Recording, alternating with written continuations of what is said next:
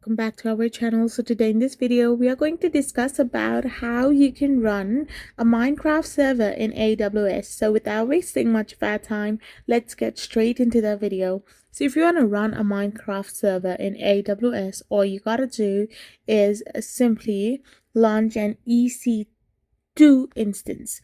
So if you want to run a server on AWS, you need to launch the server. So once you have done this, you need to create a security group that allows port 25565. This is Minecraft's default port. Now, once this is done as well, you need to install Java and the Minecraft server software. After this, run the server jar file to load the world and connect using the instance's public IP address in Minecraft's client.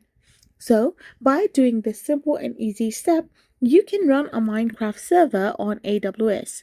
I hope you found this video helpful, so don't forget to hit that subscribe button and to give us a thumbs up. We will be back again with more informative videos. Thank you for watching and stay tuned for our next video. We will be back again with more informative videos. Thank you for watching.